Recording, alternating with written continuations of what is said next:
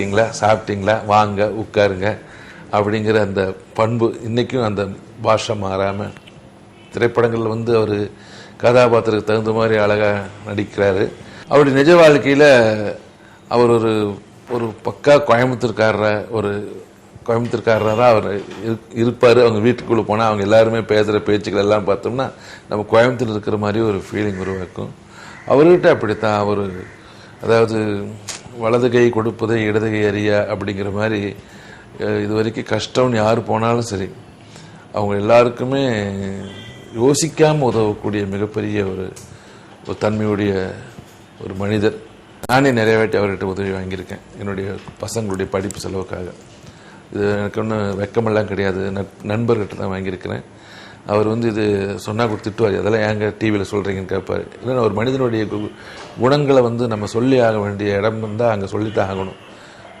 அவர் எதிர்பார்க்குற ஆளும் கிடையாது, உழைக்கிற மனுஷன். என்னைக்கு எப்போ கூப்பிட்டாலும் உழைப்பார். காலையில் 7 மணிக்கு ஷூட்டிங் வாங்க அப்படின்னா 7 மணிக்கு வந்தால் என்ன ஷாட் எடுப்பீங்களா அப்படின்னு கேட்பார். எடுப்பேன்னா 6:45 வந்துடுவார். ஒரு லைட்மேன் லைட் பண்ணும்போது கூட வேற ஒரு அசிஸ்டண்ட் வச்சு லைட் பண்ணுவாங்க. இவர் பார்த்துட்டு நானே வந்து நிற்கிறேன் அப்படிம்பாரு.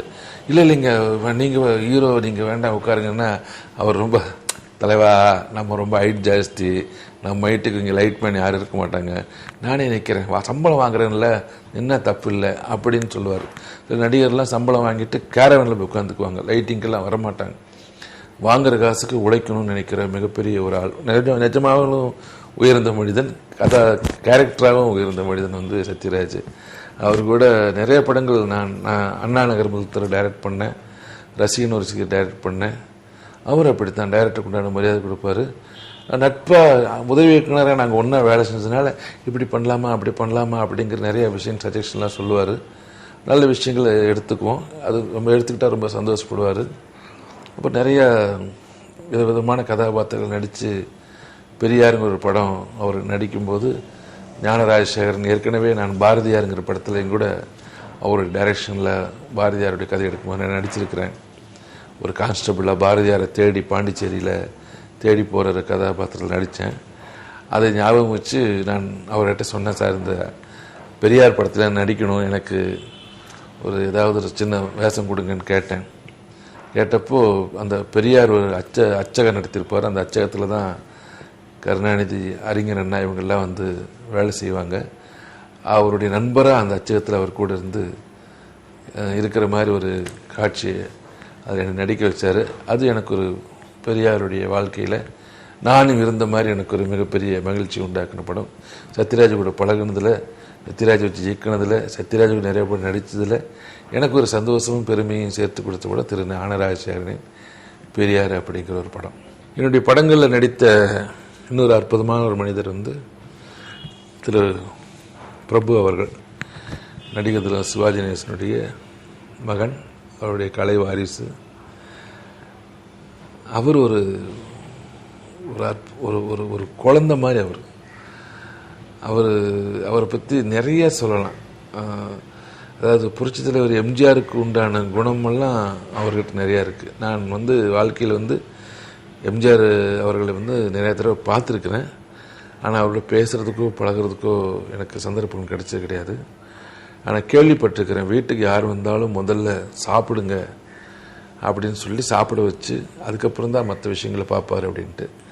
அதே மாதிரி திரு பிரபு அவர்களும் என்னுடைய படம் ஷூட்டிங்கில் நான் டைரக்ட் பண்ண படமாகட்டும், நான் அவரோடு நடித்த 2-3 படங்களாகட்டும், எல்லா இடத்துக்குமே அவர் வந்து அவர் வீட்டிலேருந்து சாப்பாடு வர வச்சு கூப்பிட்டு, முக்கியமானவங்க எல்லாம் கூப்பிட்டு உட்கார வச்சு அவரே பரிமாறி, சாப்பிடுங்க தலைவா, ரொம்ப நல்லா இருக்கு, அம்மாவே சமைச்சது, அம்மா இப்படியெல்லாம் சமைப்பாங்க, இப்படி செய்வாங்க, அதை அப்படியே சாப்பிடுங்க, இதை உடைச்சி சாப்பிடுங்க, இது இப்படி மென்று சாப்பிடுங்க அப்படின்னு சொல்லி ரசித்து அவர் அப்படியே சாப்பிட வச்சு அதை பார்த்து சந்தோஷப்பட்டுட்டு அப்புறமா தான் போய் கடைசியாக சாப்பிடுவார்.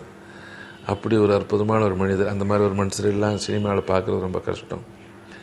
அதே மாதிரி நான் அவரை வச்சு டைரக்ட் பண்ணுறதுக்கு தனியாக ஒரு ஹீரோ வச்சு டைரக்ட் பண்ணுறதுக்கு எவ்வளோ முயற்சிகள் பண்ணியும் கடைசி நேரங்களெல்லாம் கை நழுவி போயிடுச்சு. அது அவருக்கும் தெரியும். ஆனால் இப்போ கூட அவர் வந்து ஹீரோவை நடிக்கிறதுக்கு உண்டான எல்லா தகுதியோடு இருக்கார். அதற்கான சந்தர்ப்பத்தை எதிர்பார்த்து காத்துட்ருக்கிறேன். மறுபடியும் கண்டிப்பாக இந்த நிலைமையிலையும் அவரை வச்சு ஹீரோ ஒரு படம் கண்டிப்பாக எடுப்பேன். நல்ல நடிகர், ரொம்ப பொறுமையாக எல்லாத்தையும் கேட்டுக்கிட்டு ரிகல்சரில் ரொம்ப சாதாரணமாக பண்ணால் கூட டேக் அப்படிங்கும்போது அவங்களுடைய அப்பா மாதிரியே அப்படியே ஒரு மாதிரி நமக்கே உடம்பெல்லாம் புல்லரிச்சிடும். அந்தளவுக்கு ஒரு சிறப்பாக நம்ம நினச்சதை விட 100% நம்ம ஒரு 50% நினச்சா அவர் 150% நடித்து அந்த காட்சியை பிரமாதம் மெருகூட்டி கொடுப்பாரு. அந்த மாதிரி ஒரு காட்சி அண்ணா நகர் ஒருத்தர் படத்தில் கிளைமாக்ஸில் ரொம்ப எக்ஸலண்ட்டாக பண்ணியிருப்பார். அந்த படம் மிகப்பெரிய பேர் கிடைச்சதுக்கு திரு பிரபு அவர்கள் ஒரு காரணம். ரொம்ப நல்ல மனுஷர், ரொம்ப திறமைசாலி. அவரெல்லாம் சினிமா கிடைச்சது நான் சினிமாவில் இருக்கிறவங்கெல்லாம் கொடுத்த ஒரு வரம். அற்புதமான நடிகர். அவங்க தகப்பனாருடைய பாதிப்பு எதுவுமே இல்லாமல் தன் சொந்த ஸ்டைலில் நடிக்கிற ஒரு திறமைசாலி, மிகப்பெரிய நடிகர், நல்ல மனுஷன், அன்பானவர். எங்கே பார்த்தாலும் அப்படியே அதாவது நமக்கே மனமெல்லாம் உருகி போகிற அளவுக்கு நல்லபடியாக பேசக்கூடிய ஒரு தன்மை, பழகின பழக்கத்தை மறக்காத ஒரு மனுஷர். எனக்கு ரொம்ப பிடிச்ச ஒரு நடிகர். நான் டைரக்ட் பண்ண வரும்போது தமிழ் சினிமாவில் அம்பிகாவும் ராதாவும் தான் ரொம்ப பாப்புலரான ஹீரோயினிங்க. அவங்களுடைய கால் ஷீட் கிடைச்சா போதும். கமலஹாசன் சார் பார்த்தீங்கன்னா ஒரு படத்தில் கமலஹாசன் அம்பிகா கூட ஜோடியாக நடிப்பார், ஒரு படத்தில் பார்த்தா ராதா கூட ஜோடியாக நடிப்பார், ஒரு படத்தில் பார்த்தா 2 பேரும் ஜோடியாக நடிப்பாங்க. அந்தளவுக்கு பெரிய ஹீரோயினியாக இருந்தாங்க. அந்த பக்கம் பார்த்தீங்கன்னா ரஜினிகாந்த் கூட ஜோடியாக நடிச்சிட்ருப்பாங்க. அவங்க இல்லாத படமே இருக்காது.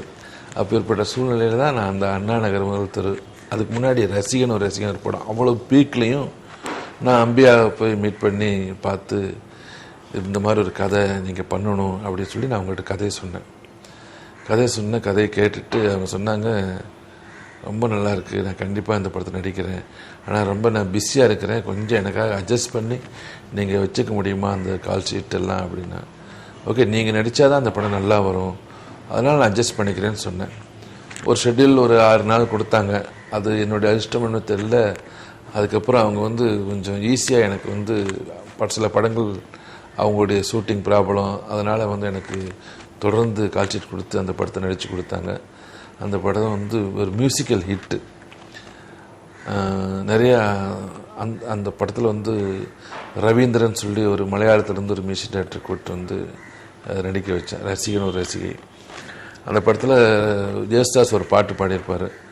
அது எங்களுக்கு விளம்பரமெல்லாம் எப்படி பண்ணணும் அப்படி பண்ணணுங்கிறது தெரியாத சூழ்நிலையில் அந்த படத்தில் ஜெயசுதாஸ் ஒரு பாட்டு, அதுதான் தமிழ் சினிமாவில் இதுக்கு முன்னாடி ஒரு பாட்டு வந்திருக்கு, முத்தை திருப்பத்தி திருநகை அத்திக்கரை சக்தி சரவண முத்துக்குரு வித்துக்குரு வரையன ஓதும் அப்படின்ட்டு ஒரு படம், டிஎம் சௌந்தரராஜன் பாடி நடித்த ஒரு படம். அந்த பாட்டு அதுலேயும் மூச்சு விடாமல் அவங்க பாடியிருப்பாங்க. அதுக்கப்புறம் இந்த படத்தில் கேஜி ஜெயசுதாஸ் அவங்க பாடியிருப்பாங்க. ஏழிசை கீதமே எனக்கு ஒரு ஜீவன் நீன்னு ஒரு பாட்டு. அந்த பாட்டு கூட அவங்க மூச்சு விடாமல் பாடியிருப்பாங்க. அதுக்கப்புறம் எஸ்பி பாலசுப்ரமணியம் கேளடி கண்மணிலேயும் அந்த மாதிரி ஒரு பாட்டு பாடியிருக்காங்க. ஆனால் அதுக்கு நல்ல விளம்பரம் கொடுத்தாரு டைரக்டர் திரு வசந்த் அவர்கள். அந்த ஐடியாலாம் எங்களுக்கு வரல. அப்படி நான் கொடுத்துருந்தேன்னா வசந்த் வேறு மாதிரி கொடுத்துருப்பாரு, ஏன்னா அவர் மிகப்பெரிய ஒரு அறிவாளி தான். அந்த மாதிரி தெரியாமல் போச்சு. அந்த படத்தில் அது பெரிய 7 சாங் பண்ணியிருந்தோம். அம்பிகாவும் சத்யராஜும் பண்ணாங்க. சத்யராஜ் அந்த படத்தில் முதல் முறையாக ஹீரோவை நடித்தாங்க. அந்த அம்பிகாவை பற்றி சொல்ல தான் இந்த விஷயத்தை நான் ஆரம்பித்தேன். அவங்களுடைய திறமை இருக்கே, நான் எப்படி ஆக்ட் பண்ணி காட்டுறனோ அப்படியே பண்ணுவாங்க, நான் எப்படி தலையாட்டுறனோ அப்படியே பண்ணுவாங்க.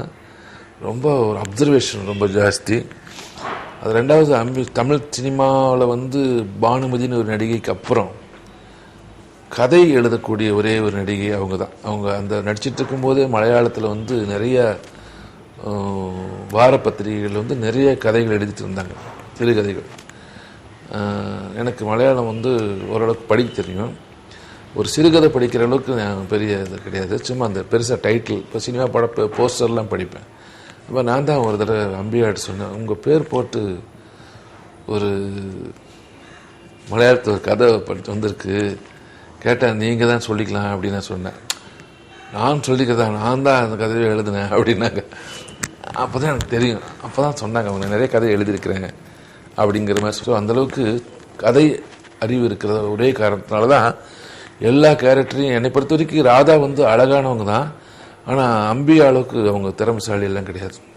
அதாவது ஒரு விஷயத்தை புரிஞ்சுக்கிட்டு அப்படியே செய்யணும் அப்படிங்கிறதுக்கு. ராதாவுக்கெல்லாம் கிளிசரின் வேணும் அழுறதுக்கு, அம்பியாக்கெல்லாம் கிளிசரின் தேவையில்லை. சொன்னாலே அழுவாங்க.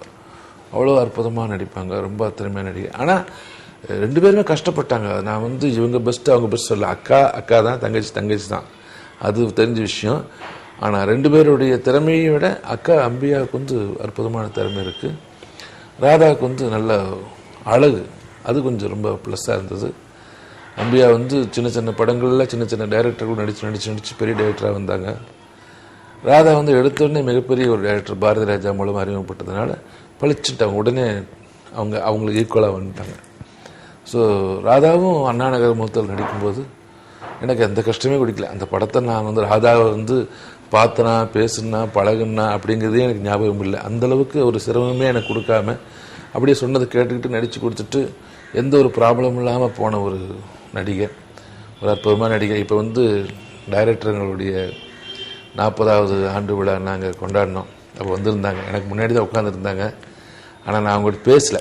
ஏன் பேசலைன்னா, சரி அவங்க வந்தோன்னா அவங்க பெரிய ஹீரோயினி அப்படிங்கும்போது அங்கே இருக்க எல்லா டைரக்டர்களும் வந்து அங்கே பெரிய பெரிய டைரக்டர்ஸ் எல்லாம் வந்து இவங்களும் போய் பார்த்து பேசுகிறாங்களும் பார்த்தா நான் பின்னாடி உட்காந்துருந்தேன். சரி போகும்போது நேரம் கிடைச்சா பார்க்கலாம் அப்படிங்கிற இருந்தேன். ஆனால் பேசலை. இது கூட ஏன் சொல்கிறேன்னா, ஐயோ நம்ம இவர் கவனிக்கலையே அப்படின்ட்டு அவங்க நினைக்கணுங்கிறதுக்காக இல்லை. என்னையை பொறுத்த வரைக்கும் அவங்க பெரிய ஆர்டிஸ்ட் தான், நம்ம ஒரு சாதாரண டைரக்டர் தான். அவங்க அப்படியே இருக்கட்டும், நான் ரசிகனாக பார்த்த மாதிரியே ரசிகனாகவே இருந்துட்டு போகலாம் அப்படிங்கிறதுனால நான் அவங்கள்ட்ட பேசலை. ஆனால் மிகச்சிறந்த நடிகைகள். லலிதா பத்மினி ராகினிக்கு அப்புறம் மிகச்சிறந்த சகோதரிகள். அவங்க அம்மாவுடைய வளர்ப்பு நல்ல நிலைமையில் அவங்களுக்கு பேரும் புகழ் உருவாக்கி கொடுத்து இன்றைக்கி அம்பியா ராதான்னா ஜனங்கள்லாம் யாரும் மறக்க முடியாத அளவுக்கு நல்ல ஒரு நடிகைகளாகவும் நல்ல ஒரு சகோதரிகளாக இருக்கிறது அவங்க செஞ்ச புண்ணியம். நான் ரசிகை டைரக்ட் பண்ணிகிட்டு இருக்கும்போது ஜெமினி சினிமான்னு ஒரு பத்திரிக்கை இருந்தது. அதில் வந்து ஃப்ரீலான்ஸராக ஒரு பையன், அலின்னு ஒரு பையன் எங்கள் வீட்டுக்கு வந்து, சார் உங்களை இன்டர்வியூ எடுக்கணும், உங்களை பற்றி போடணும் அப்படின்னு வந்தார். சரின்னு சொல்லிட்டு கேட்டார். நான் எப்படி சினிமாவுக்கு வந்தேன், சினிமாவுக்கு வரதுக்கு முன்னாடி என்ன பண்ணிகிட்டு இருந்தேன், எனக்கு சொந்த ஊர் இது அப்படின்லாம் கேட்டுட்டு அப்புறம் என்னுடைய ஃபோட்டோவில் எடுத்துகிட்டு போயிட்டு பத்திரிக்கைலாம் கொண்டு வந்து கொடுத்தாரு. அது இப்போ கூட என்கிட்ட இருக்குது, வச்சுருக்கேன், நான் ஃபைலில் வச்சுருக்கிறேன். அப்போது அதுக்கப்புறம் அவர் வந்து என்னன்னு தெரியல, சார் அடுத்த படம் நீங்கள் எப்போ எடுப்பீங்க சார், அடுத்த படம் நீங்கள் எடுப்பீங்க சார் கேட்பேன். நான் விரைவில் எடுப்பேன்னு சொன்னேன். அப்படியே வந்து பேச ஆரம்பித்து பழக ஆரம்பித்து அப்புறம் உங்கள் படங்களை நான் நடிக்கணும்னு ஆசைப்பட்றேன் சார் அப்படிங்கிற மாதிரி சொன்னார். கண்டிப்பாக நடிக்கலாம் அப்படிங்கிற மாதிரி சொன்னேன். அப்போது எனக்கு வந்து கொஞ்சம் அந்த படத்துக்கு அப்புறம் கொஞ்சம் அண்ணா நகர் மூத்தர் படம் வந்துச்சு. அண்ணா நகர் படம் வந்தப்போ அந்த படத்தில் அவருக்கு உண்டான கதாபாத்திரம் இல்லை. ஆனாலும் நான் எப்படியும் அவருக்கு நடிக்கிறதுக்கான சந்தர்ப்பம் கொடுப்பேன் அப்படின்னு சொல்லிட்டு அவர் என்னை தொடர்ந்து வந்து பார்க்க ஆரம்பித்தார். தொடர்ந்து வந்து பார்த்துட்டது மட்டும் இல்லாமல் அண்ணா நகர் மூலத்திற்கு அப்புறம் எனக்கு கொஞ்சம் படங்கள் வந்து கொஞ்சம் என்ன காரணம் தெரியாது, கொஞ்சம் அப்படியே குறைய ஆரம்பிச்சது. அப்போ கொஞ்சம் அப்படியே கஷ்டத்தில் இருக்கும்போது அவர் வந்து எனக்கு கொஞ்சம் பொருளாதார உதவிகள்லாம் பண்ண ஆரம்பித்தார். சின்ன சின்ன உதவி தான், ஆனால் அந்த நேரத்தில் அதுவே பெரிய உதவி. அந்த மனசு வேணும் இல்லையா, ஒருத்தருக்கு உதவி பண்ணுங்கிற மனசு வேணும். சும்மா அப்படியே டெய்லி வந்து பார்த்துட்டு மறக்காமல் பார்த்துட்டு போயிட்டு ஒரு நம்பிக்கை, இவர் மறுபடியும் டைரக்டராக வருவார் அப்படிங்கிற நம்பிக்கை எனக்கு இருந்ததை விட அவருக்கு அதிகமாக இருந்தது. பார்த்து எனக்கு சின்ன சின்ன உதவிகள், எனக்கு தேவையான சின்ன சின்ன உதவிகள்லாம் பண்ணிகிட்டு இருந்தார். சினிமாவில் வந்து சினிமா வட்டாரங்களில் வந்து நான் எல்லாருடையும் நல்லா பழகின ஒரே காரணத்தினால இந்த பையனுக்கு நம்ம வந்து ஒன்றும் உதவி பண்ண முடியலனாலும் நம்ம மூலமாக வேறு ஏதாவது உதவி பண்ணலாமே அப்படின்னு சொல்லிட்டு திரு பாரதி ராஜா கிட்ட கொண்டு போய் அவர்கிட்ட அறிமுகப்படுத்தி வச்சேன். புது நெல் புது நாத்துன்னு ஒரு படம்.